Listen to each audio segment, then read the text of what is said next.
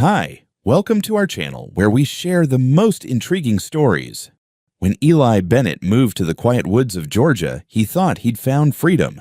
But one delivery truck, a power-hungry HOA, and a fake terror alert turned his peaceful life into a legal war zone. What began as a furniture drop became a federal showdown. It was supposed to be a clean break, a fresh start, away from the daily grind of Atlanta traffic and the constant buzz of urban chaos. I had finally bought the place I'd been dreaming of for years. A tall, timber-framed house nestled in the woods near Milton, Georgia, with a wraparound porch, floor-to-ceiling windows, and just enough land to breathe without bumping elbows with the next guy. My name's Eli Bennett, 45 years old, general contractor, and, as of 3 months ago, proud owner of what I considered to be a slice of American freedom. And, best of all, no HOA. I made damn sure of that before signing a single document. I'd had enough of dealing with entitled board members and their lawn height commandments back when I lived in Roswell. I wanted independence. The land I bought wasn't inside any subdivision, and the private access road that ran along the edge of a gated community called Granite Pines was registered, documented, and mine to use. Publicly maintained, no restrictions. It just happened to pass by their entrance gates. That's it. They didn't like it, sure, but they had no say over it. At least, that's what I believed at the time. Granite Pines had a reputation in town, even before I moved nearby. Security-focused, people called it. Over-policed, if you asked the delivery guys or the local contractors. Residents there lived in neat little rows of manicured brick, every house identical like they were churned out by a bored god with a copy-paste tool. I wasn't their kind of neighbor, and I was more than fine with that. The trouble started the day my delivery was scheduled. I had a shipment coming in from South Carolina, vintage furniture, a couple of solid walnut pieces, and some high-end appliances for the new kitchen. Nothing shady, nothing illegal, just big, expensive, awkward to move. The delivery was being handled by a guy I'd worked with before, Mark Halsey. Good kid. 29, clean-cut, polite to a fault, licensed for interstate transport, and always on time. I trusted him. Still do. That morning, I was on the property, clearing some space in the garage to make room for the offload. Mark texted that he was 10 minutes out, following the GPS route I'd sent him. Public roads, straight shot, no detours. The sun was out, cicadas humming, birds doing their thing. Peaceful, until my phone rang again. I answered, expecting Mark. I got chaos. Eli, it's Mark. I don't know what's going on. Some guys in SUVs just blocked the road. Said I can't pass. They're in uniform. It says Granite Pines Security Division or something. They're yelling about suspicious cargo and demanding to search the truck. Man, they've got me out of the cab. One of them's got his hand on his weapon. What the hell is this? I dropped the wrench I was holding and jumped into my truck. It took me 5 minutes to get to the stretch of road that ran alongside Granite Pines. That's when I saw them. 2 matte black SUVs with flashing amber lights had boxed in Mark's delivery truck. One was nose-to-nose with the front bumper, the other angled behind like some kind of low-budget tactical maneuver. Men in dark gray uniforms with radios and utility belts were circling Mark, who stood there looking like he'd wandered into a war zone wearing a UPS polo. One of the guards had already popped the back latch on the truck. He hadn't opened it yet, probably waiting for backup, or maybe for the show to get more dramatic. Mark's hands were in the air. I slammed on the brakes and jumped out of my vehicle, waving papers like a lunatic. Hey, what the hell is this? This is a legal delivery to my property, on a public road. One of the guards turned to me, holding up his palm like he was a cop. Sir, stay back. This is an active security response. Security response? For what? Furniture? He didn't flinch. We have reason to believe the cargo in this vehicle may pose a threat to community safety. We're authorized to detain the driver and notify local authorities. I shoved the property deed and delivery contract toward him. This truck is on its way to my land. I have every legal right to receive this delivery. And this road, it's not your goddamn driveway. It's county maintained. You don't control it. Sir, he repeated, cold as a rattlesnake. We're not debating jurisdiction with civilians. Step back. Before I could argue further, blue and red lights crested the hill. Sheriff's deputies, 2 cruisers, guns holstered, but hands hovering near them. My stomach twisted into a cold knot. Mark tried to speak, but one of the guards cut him off, shouting over his shoulder to the deputies.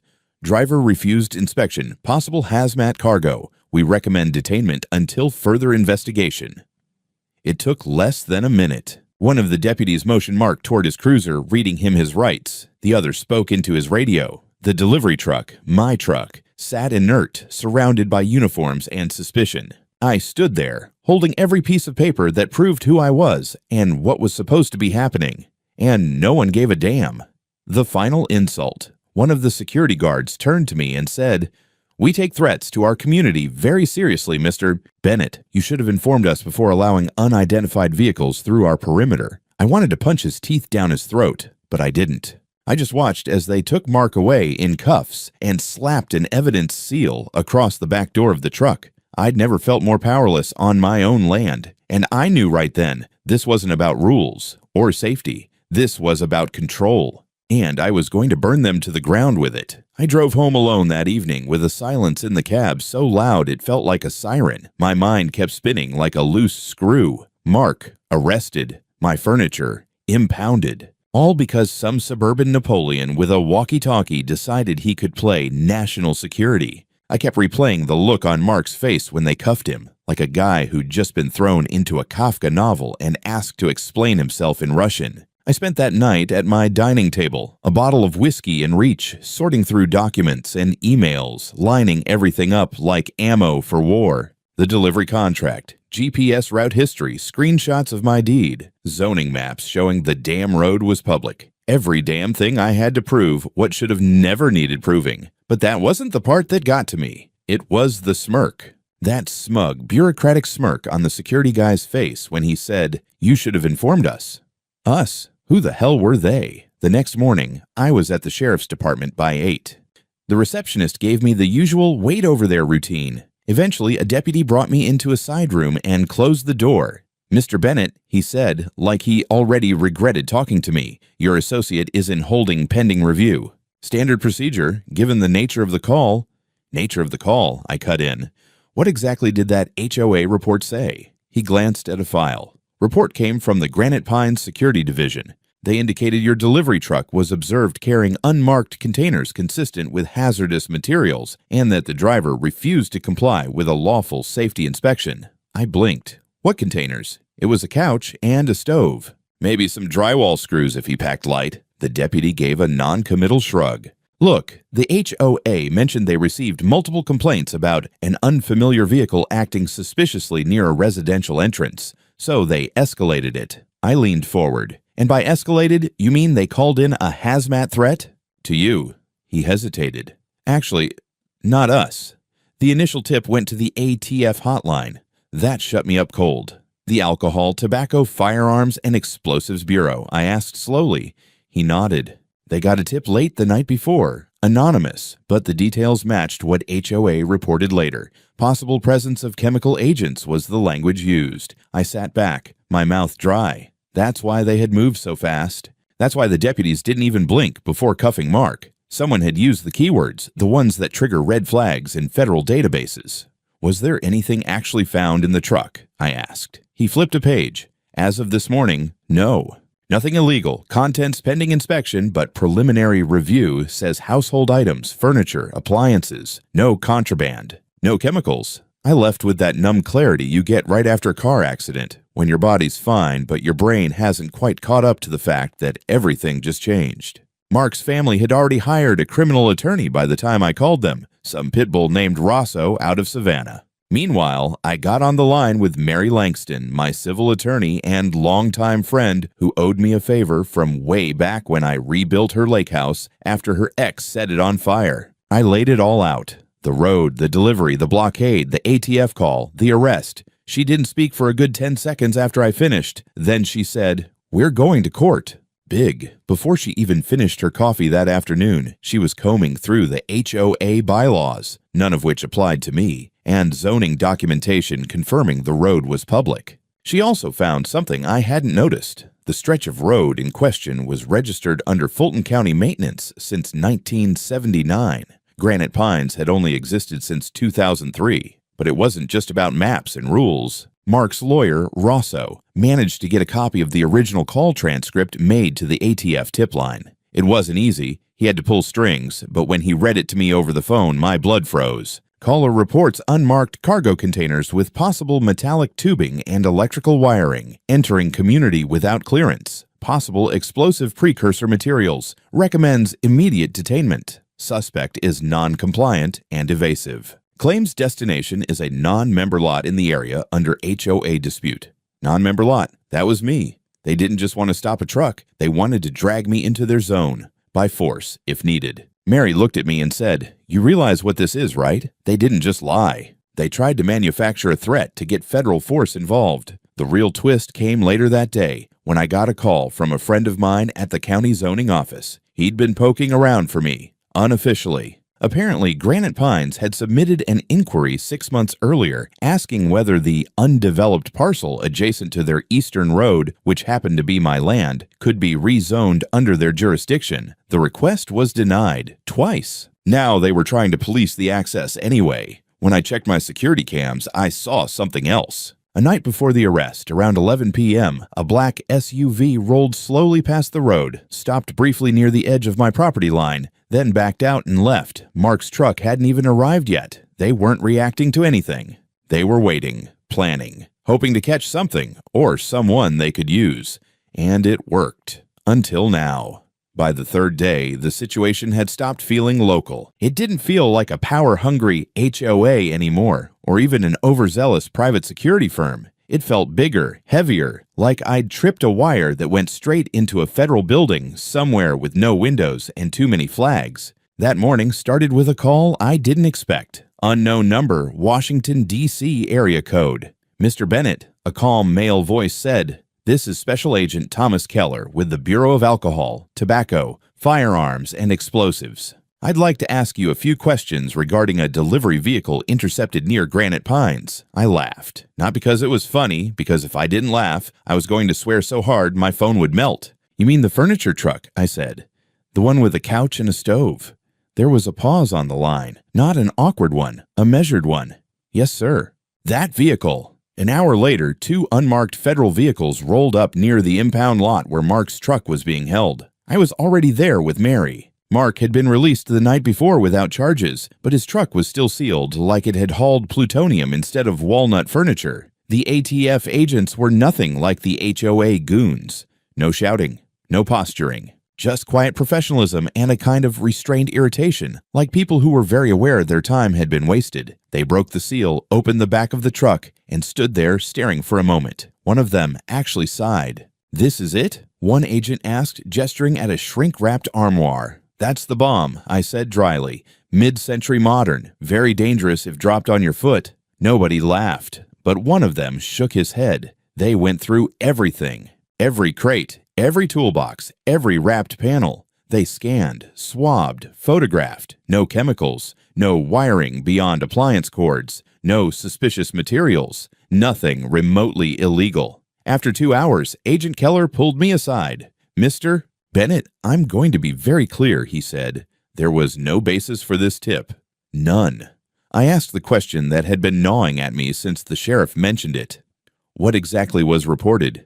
He exhaled through his nose. The tip alleged the presence of explosive precursor materials, metallic tubing, electrical components, unmarked containers. It specifically referenced improvised explosive device construction indicators. My jaw tightened, and you took that seriously. "We don't have the luxury not to," he said flatly, "but what concerns us isn't the cargo. It's the report itself."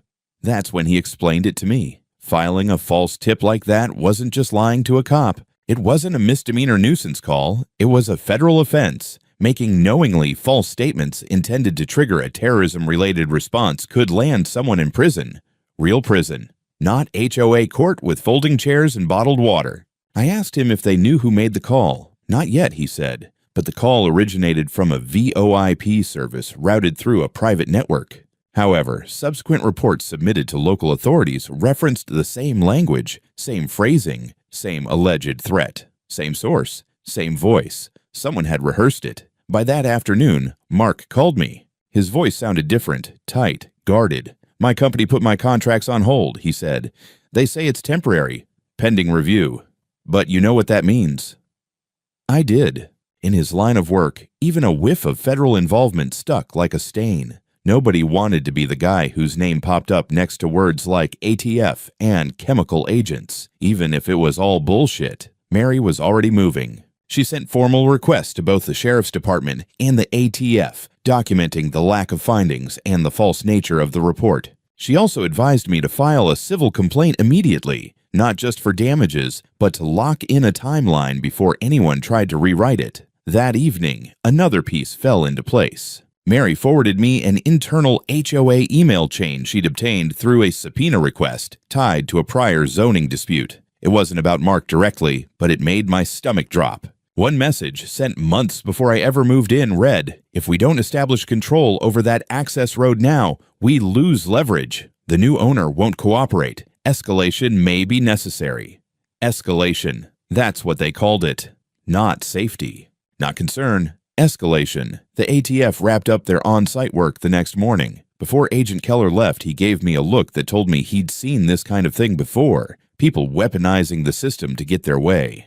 "Mr. Bennett," he said, "we're opening a separate inquiry into the origin of the false report. I suggest you keep every record, every message, every camera feed you have." I nodded. Already doing it. As the federal vehicles drove away, Mark's truck finally cleared for release. I stood there watching the sun hit the chrome handles of furniture that had somehow triggered a terrorism response. Granite Pines wanted control. What they'd actually done was invite the federal government into their living room. And that never ends well. By the time Mary filed the paperwork, I was already past the point of being surprised. Furious, sure. Tired, absolutely. But surprised? Not anymore. That left me in a weird headspace, somewhere between a man preparing for war and a contractor trying to finish wiring a kitchen he hadn't been able to furnish because his goddamn oven had been treated like a biohazard. The lawsuit was aggressive. Mary didn't pull punches, and neither did Mark's lawyer, Rosso. We were coming in hot with a joint civil suit for $1 million. It named 4 defendants: Granite Pines HOA, their president Karen Westmore, the private security company Silverguard, and their incident supervisor, who went by Captain on his name tag like he was commanding a damn submarine. The charges? False imprisonment, defamation, intentional interference with a business relationship, abuse of authority, unlawful detainment, and civil conspiracy. If we could have thrown in being an insufferable control freak, we would have. My portion of the claim, $250,000, was for damage to my business reputation, contract interference, and the cost of the now delayed renovations. Mark's was the big one, $750,000. His company had officially suspended his contracts pending clarification of legal liabilities, and one of his long-term clients dropped him altogether. One anonymous tip had turned him from a reliable driver into a liability. Rosso wasn't just a lawyer, he was a scalpel. He'd worked federal cases before, and he knew exactly how to phrase things to make judges sit up straighter. Within 48 hours of the filing, we got a notice. The HOA had retained counsel, some polished boutique firm out of Buckhead that specialized in community integrity litigation, which basically meant keeping old money from being told no. Their first move, deny everything, classic.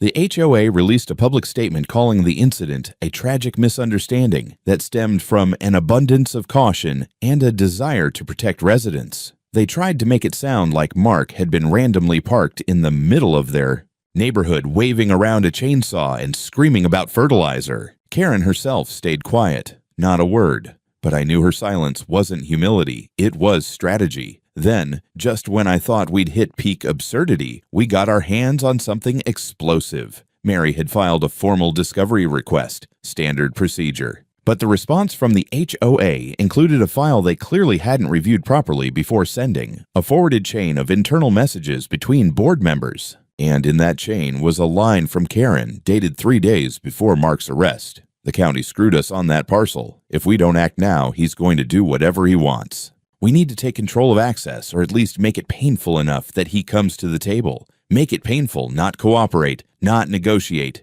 Make it painful." There it was, in her own words. And better still, attached to that email was a memo Karen had drafted, never formally submitted, proposing a temporary control checkpoint on the access road due to increased unknown vehicular activity. The best part? It was time-stamped the day before the anonymous ATF call. Mary damn near giggled when she saw it. They don't even need enemies.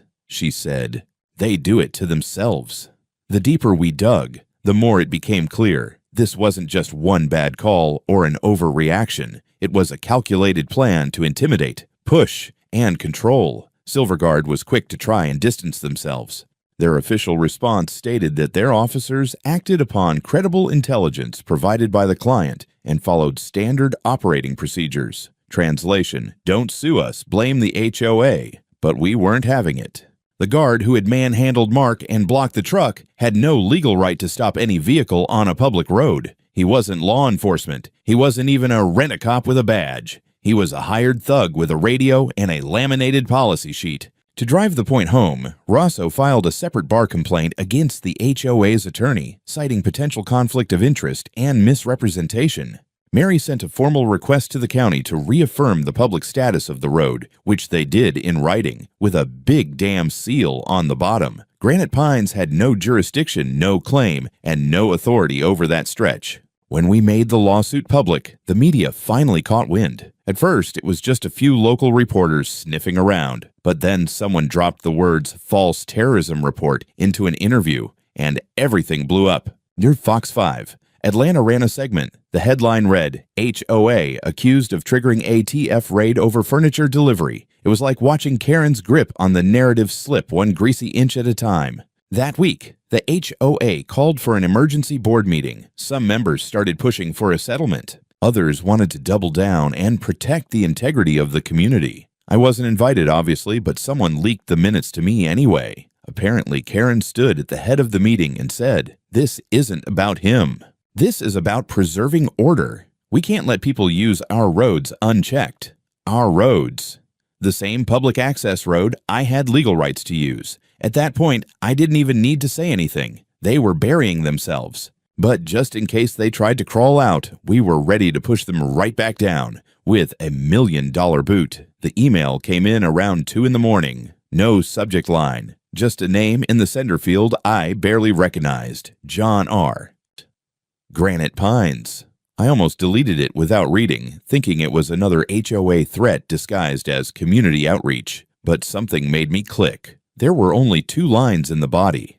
"I don't agree with what she's doing. I have information. Please call me. John Rivers." I stared at it for a while. John Rivers. I'd seen the name in the Discovery docs. Treasurer, I think. Kept a low profile. Never spoke at HOA meetings, at least not in the clips I'd seen online. I debated ignoring it. The last thing I needed was some HOA rat trying to play both sides for damage control. But curiosity got the better of me. I called the next morning, half expecting him to ghost me. He picked up on the first ring. "Mr. Bennett," he said quietly. "I'm not supposed to be talking to you, but I can't stay quiet anymore." He didn't waste time. Said he wanted to meet somewhere off the radar. We ended up sitting in his car in a back lot behind a strip mall in Alpharetta, like we were doing a damn drug deal. The guy looked tired. Mid-50s probably, but the kind of tired that seeps into your bones when your conscience has been eating you alive. He started talking before I could even ask anything. "I didn't know she was going to do this," he said. "Not like this. We talked about the road, sure. Everyone on the board hated that you were going to use it, but she went further." I stayed quiet. Let him unravel. "She told us it was about safety. That's how she sold it. Said she had connections that would let her flag suspicious vehicles without waiting on county bureaucracy. Said if we didn't act, the neighborhood would become a target for infiltration." Her words, not mine. I raised an eyebrow. "Infiltration?" He nodded, looking embarrassed. "She came from the TSA, you know. Still acts like she's running counter-terror ops. She said the road was a security liability and started floating the idea of checkpoints. I asked him directly, 'Did she tell you to lie about the truck?' 'No, not directly.' He paused, but she told us what she wanted to be true. That the truck didn't match the HOA's clearance list, that it made a stop near a vacant lot, that it had odd activity around it the night before. She showed us pictures, grainy, taken from her Ring cam. Said we could interpret them as suspicious if we wanted to. Interpret, of course. Then he dropped the real bomb. She also threatened us, he said. A few of us. Quietly. If we didn't back her, she'd make life difficult. Told me she could have the HOA audit my spending records. Said I'd signed off on 2 landscaping contracts without a second bid, which technically violates policy. Was it true? He shrugged. Technically, yeah, but nothing serious. Everyone does it, but the way she said it, she made it clear she'd bury me if I spoke out. That made my blood boil. This wasn't just a power trip, it was a hostile takeover with spreadsheets. He showed me his phone. He still had the texts. John, I'd really hate for the board to start asking questions about that Green Edge invoice. Let's stay aligned on the truck issue. We need to present a united front. Dissent will just prolong the community's exposure. It wasn't just pressure, it was blackmail. John looked at me, his voice barely above a whisper. I want to testify. I'll sign a sworn statement. I've already told the other board members I'm stepping down. They think it's a health thing. It was a health thing, I realized, the kind that eats at your soul. Mary was ecstatic when I told her. She immediately scheduled a formal deposition and requested emergency permission to amend our complaint, adding Karen's use of coercion and retaliation against other board members. That upped the stakes. We weren't just dealing with HOA overreach anymore. We had the makings of a civil RICO case. Rosso took it a step further. If we proved this was an organized effort using false pretenses and intimidation to control territory and suppress opposition, that's not just civil liability. That's conspiracy, possibly extortion. Mark, still reeling from the fallout of his suspension, started to smile again for the first time in days. So, now it's not just me versus HOA Karen. It's Karen versus the United States. But Karen didn't flinch. That week, she showed up at a local town hall meeting with her usual Stepford wife composure, claiming she was the victim of a coordinated smear campaign by disgruntled outsiders trying to dismantle community unity. Her audience? A bunch of retirees in golf polos who clapped like she was Moses coming down from the mountain, but the cracks were starting to show. That same night, someone anonymously leaked a board recording to a local blog. In it, Karen can be heard shouting at a fellow member, "You think I care about jurisdiction? I'll shut that road down myself if I have to." The video went viral in under 24 hours. I didn't need to go on the offensive anymore. The HOA was collapsing from within, and we hadn't even reached the courtroom yet. There's a distinct kind of silence in a courtroom just before the first witness is called. It's not the peaceful kind. It's the kind of silence that hangs heavy, like humidity before a thunderstorm. Everyone's waiting, lawyers sharpening their pens, reporters with fingers poised over keyboards, and me sitting at the plaintiff's table, eyes locked on the woman who started this whole circus. Karen Westmore looked like she was attending a garden club meeting, not the opening of a federal civil case. Hair perfectly blown out, navy blue suit pressed within an inch of its life, lips pursed in that permanent expression of being mildly inconvenienced by the existence of other humans. She hadn't spoken a word to anyone in the room. Not to her lawyers, not to the press, not even to the remaining HOA board members who were seated in the gallery looking like they'd rather be anywhere else. Maybe Siberia. First witness called Agent Thomas Keller from the ATF. He laid it all out with the precision of a man who'd been testifying for decades, described the contents of the tip line call, the language used, the urgency it created, and the protocol that was triggered as a result. He went on record saying there was zero evidence of any criminal or hazardous materials, and that the report was crafted in a manner designed to simulate a credible terror threat. Karen's lead attorney objected. "Speculation," he said. Like that would erase the weight in the room. The judge leaned over his bench. Overruled. Let the record show the agent has authority to interpret procedural triggers within his bureau. And just like that, it was in the books. Next came Mark. I watched him straighten his shoulders and walk to the stand with the kind of focus I'd seen before on construction sites during a crisis, when the pressure's so high that you either crack or you go cold. He told them about the delivery, the route, the sudden blockade, how he was yanked out of his truck, how he was cuffed before anyone even asked for ID, how he spent 12 hours in holding while his employer fielded calls from panicked clients. When he said the words, "They treated me like I was smuggling nerve gas instead of a refrigerator," you could feel the tension shift. A few people in the back actually winced. Then came the moment everyone in the courtroom seemed to be waiting for. The board insider. John Rivers walked to the stand like he was heading to confession, and in a way, he was. He testified under oath about the internal pressure campaign, about Karen's threats, her manipulation, the emails, the painful enough comment. He confirmed that Karen had drafted false HOA documentation claiming my parcel was under community dispute, which she had forwarded to the private security firm to justify their blockade. I looked at Karen during his testimony. She didn't move. Not a blink. Not a twitch. But her lawyer's pen stopped moving. Mary followed up with the exhibits. Photos, documents, time-stamped messages. She brought the county zoning rep in next, who calmly confirmed that my property was outside of the HOA's jurisdiction and that the access road was, and had always been, publicly maintained. Silverguard's defense tried to claim their officers were acting under client instruction, but the judge wasn't having it. He looked directly at their rep and said, "You understand that detaining a civilian on a public road based on a private policy is not just overreach, it's unlawful imprisonment?" "Yes, Your Honor." They said it quietly. The final punch came when the prosecutor from the DA's office, who had been watching silently, stood and made a brief statement to the judge. "Your Honor, based on the sworn testimony and documentation presented today, the state intends to open a parallel criminal inquiry into Ms. Westmore's actions, specifically the falsification of community documentation and the initiation of a knowingly false federal threat report." Karen's head finally moved, just a quarter-inch tilt. But I saw it.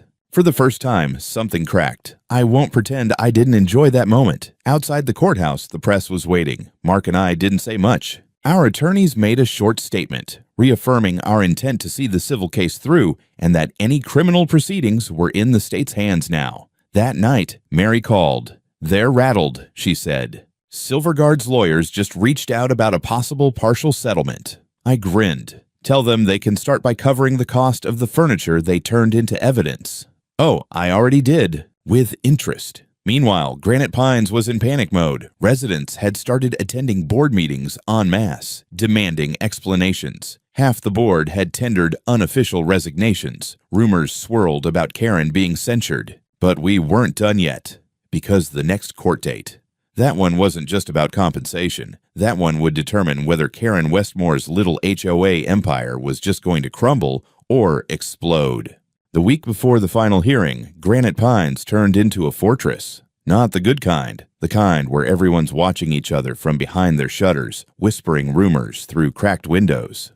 HOA meetings were now being held behind closed doors, attendance restricted for safety reasons, and residents started organizing their own unofficial gatherings to discuss the Karen problem. And Karen disappeared. No press statements. No Facebook rants. Not even one of her signature door-to-door flyers claiming she was being persecuted by anti-community radicals.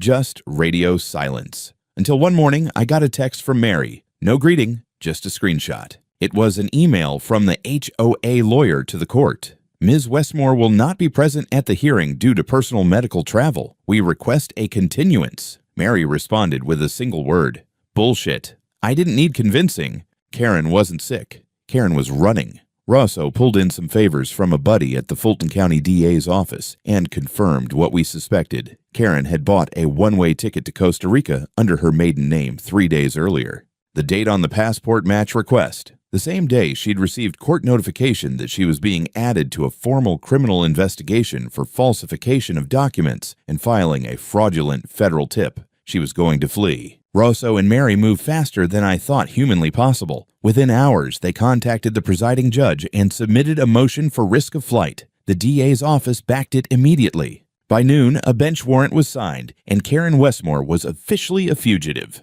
The feds caught her at Hartsfield-Jackson, standing in line for TSA pre-check, like she wasn't the subject of 3 pending lawsuits and a federal criminal investigation. The image hit the news before court even reconvened. Karen, flanked by 2 TSA agents, still dressed in her usual classy suburban dictator style, silk scarf, oversized sunglasses, luggage monogrammed with a KW, being marched away as cameras rolled. One local anchor dubbed it the flight of the HOA Queen. You couldn't write this kind of theater. Court was packed on hearing day. More media, more lawyers, more tension. Mark was there, looking sharper than I'd ever seen him, and his company had already reached out to reinstate him now that the truth was public. John Rivers sat quietly in the back, no longer hiding. The rest of the HOA board? Absent. When Karen was brought in, this time in cuffs, wearing a county-issued jumpsuit and an expression that could freeze fire, the room held its breath. She didn't look at me. Not once. The judge, to his credit, didn't gloat. But he made it clear what had started as a civil matter had grown into something deeply disturbing, involving deliberate attempts to manipulate both legal and federal agencies under the guise of community safety. He listed the confirmed offenses, like a drum roll: filing a knowingly false report to a federal agency, falsifying community documentation, unlawful detainment through unlicensed private security, attempted flight to evade prosecution, coercion of HOA board members. Then the kicker. This court finds Karen Westmore in contempt and orders her immediate remand to federal custody pending trial on multiple felony counts.